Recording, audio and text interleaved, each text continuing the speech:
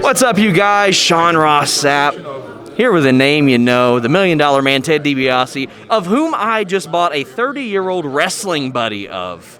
Wow. I used to beat you up in my living room every day. Good for you. You know, I get that from fans all the time. They go, Mr. Dibiase, please don't be offended, but I hated your guts. And I just laugh and I go, thank you.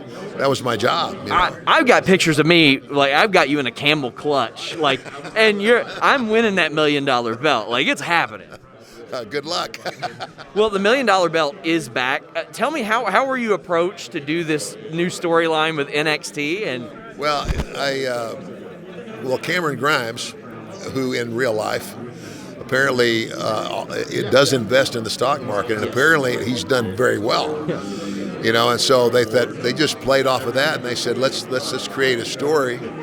You know, the GameStop goes through the roof, and you know he becomes this multi-millionaire overnight, and starts trying to be like me. But storyline-wise, not doing a very good job of it. So the first few weeks, they just brought me in, and each time I would one-up him. Like one of them was we go in a jewelry store, and he buys this really nice Rolex watch, right? You know, and I come behind him and I go, not a bad watch, kid. Then I hold up this diamond bezeled watch, and I go, but it's not $1 million watch. And he just goes berserk, and I walk out the door. So, but I mean, when we first started it, you know, it was just I think I was going to be on there like for 4 weeks or something, and okay. But it just kept building. So like, let's bring back the $1 Million belt. So now it is where it's at, and you know, and one of the reasons I'm not going to be here for SummerSlam is that I'm getting back to Orlando because I've got to be there for this show on Sunday, and everybody's asking me, so when are you going to get a shot at LA Knight? And I said, I think if I have it my way, it'll be this Sunday. So stay tuned. I think a lot of people, I know I were surprised you bumped off a punch.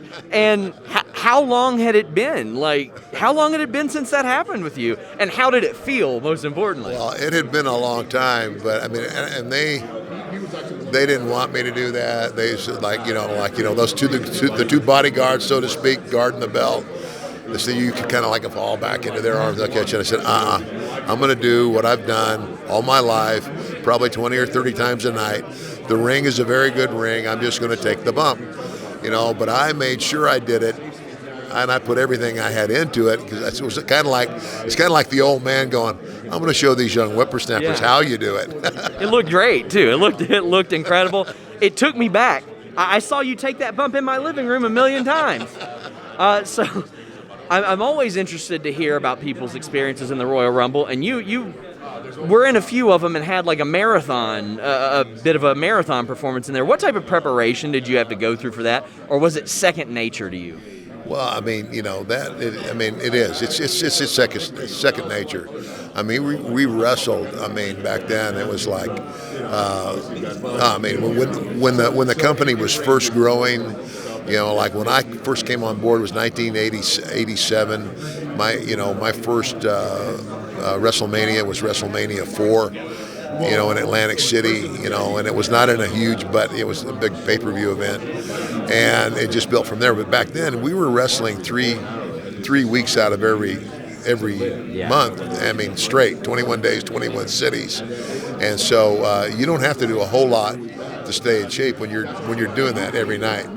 So that pretty much kept me in shape. And I've also been asking wrestlers, especially ones that have spent a lot of time with Vince McMahon, we hear about him occasionally shooting a takedown on somebody, getting those underhooks in. Did he ever try to wrestle you? No, and I've never heard any of those stories. Bobby Lashley told me that like Vince will walk up to him and pummel in the underhooks, and Kofi said he shot a double leg on him one time. Well, I don't know. Maybe he respected me more than that. Did you ever hear the rumors that he took the Doomsday Device from LOD after a one time? I've never heard any of that. No.